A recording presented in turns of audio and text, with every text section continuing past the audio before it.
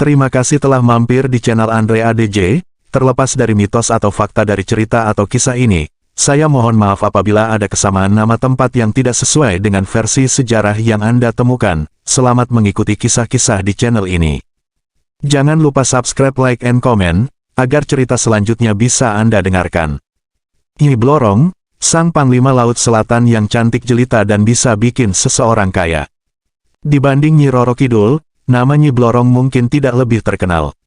Tapi meskipun demikian, legenda dan ceritanya begitu kuat menancap di ingatan banyak orang, terutama masyarakat Jawa. Nyi Blorong sendiri diyakini sebagai sosok gaib yang berparas sangat cantik serta memiliki kekuatan yang begitu hebat. Tentang Nyi Blorong, sampai hari ini terdapat banyak kontroversi tentang asal-usulnya.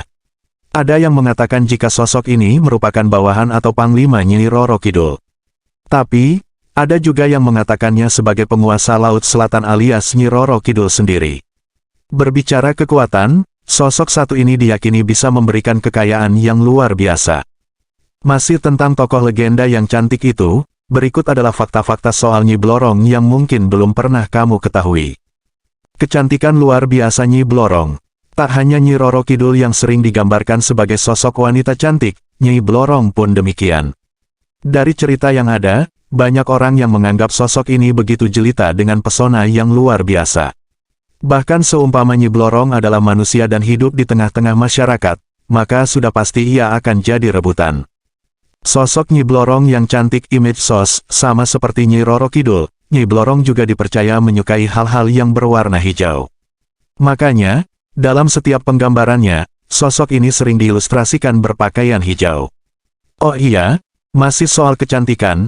Menurut legendanya, Nyi Blorong berada di puncak kerupawanannya saat bulan purnama tiba. Wujud asli Nyi Blorong. Nyi Blorong memang sering digambarkan sebagai sosok wanita cantik. Tapi, di sisi lain, ada fakta mengerikan tentang fisik sang penguasa alam gaib ini.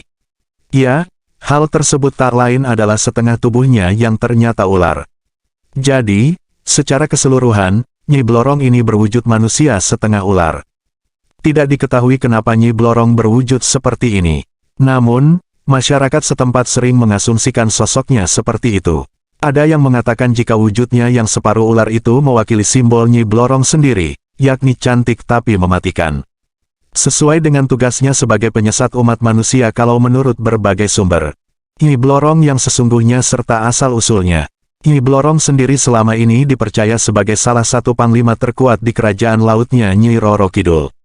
Blorong mendapatkan tugas besar yakni menjaga kerajaan serta mengumpulkan pasukan-pasukan.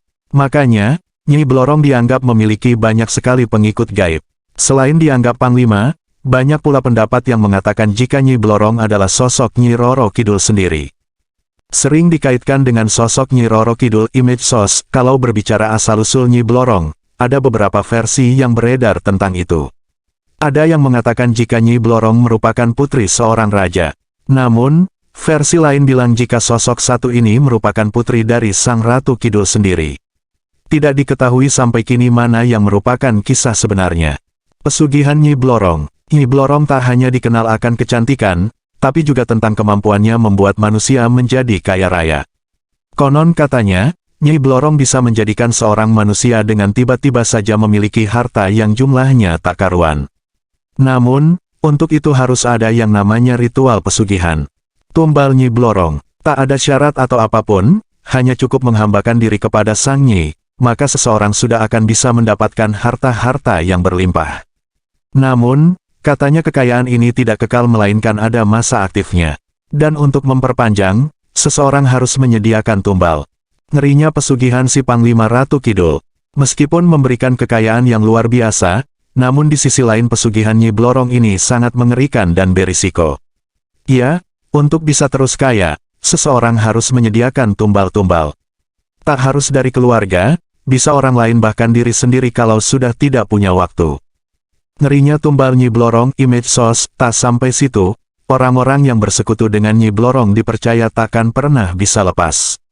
Bahkan ketika meninggal nanti, Nyi akan menyeretnya menjadi salah satu prajurit di kerajaan Ratu Selatan alias sebagai pengikutnya. Seperti inilah Nyi Blorong, sosok magis legendaris yang namanya sering dikaitkan dengan pesugihan dan juga Sang Ratu Kidul. Tentu saja, kita tidak harus percaya tentang tokoh ini. Namun, yang jelas Nyi Blorong namanya sudah menjadi bagian di tengah-tengah masyarakat. Meskipun mungkin hanya sekedar kisah dan mitos saja. Selain Nyi Roro Kidul, Nyi Blorong juga merupakan salah satu sosok legenda dalam mitologi bangsa Indonesia yang sudah cukup dikenal. Sosok berparas cantik dengan tubuh setengah ular ini, diketahui merupakan seorang panglima terkuat yang dimiliki Kerajaan Gaib Pantai Selatan. Selain dikenal memiliki kesaktian yang sangat luar biasa, ia juga punya banyak bawahan jin yang tak kalah dikdaya. Berikut ini, sekilas kita akan membahas seputar asal-usul Nyi Blorong beserta legendanya. Silakan disimak. Asal-usul Nyi Blorong. Banyak ahli spiritualis disertai dengan legenda yang selama ini beredar menyebut jika Nyi Blorong sejatinya merupakan putri pertama Nyimas Dewi Rangkita yang bernama Nyimas Dewi Anggatri. Nyimas Dewi Rangkita sendiri ialah cucu dari Raja Caringin Kurung ke-11, Prabu Jaya Cakra. Nyimas Dewi Anggatri atau Nyi Blorong dulunya adalah seorang gadis nan cantik jelita. Namun, karena dibesarkan di lingkungan keraton yang serba berkecukupan, ia kemudian tumbuh menjadi wanita yang angkuh dan jahat. Karena kejahatannya itu, ia diusir dari keraton milik kakeknya.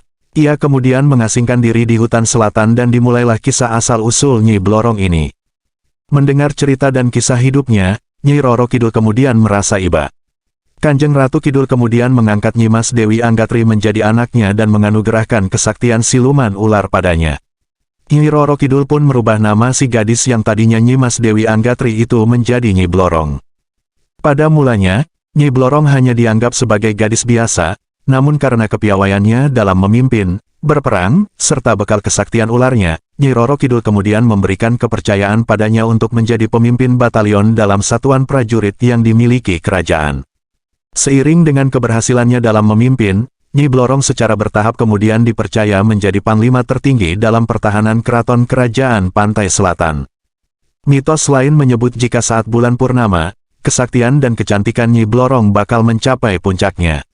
Ia bisa dengan mudah berubah wujud menjadi sosok wanita cantik berkebaya hijau. Namun, saat bulan mulai mengecil, ia dengan sendirinya akan berubah menjadi sosok ular raksasa yang mengerikan. Menurut kepercayaan masyarakat Jawa, Nyi Blorong merupakan bawahan Nyi Roro Kidul yang selain menjadi panglima tertinggi, juga memiliki tugas untuk menyesatkan manusia. Penyesatan yang mereka lakukan adalah dengan memberikan pesugihan atau kekayaan dengan jalan yang sesat. Bagi manusia yang terbawa nafsu, pesugihan Nyi Blorong ini tentu akan sangat menggiurkan. Dalam pesugihannya itu, Nyi Blorong selalu datang ke rumah orang yang memujanya. Ia kemudian akan meminta si empunya rumah untuk berhubungan badan dengannya dalam kamar khusus.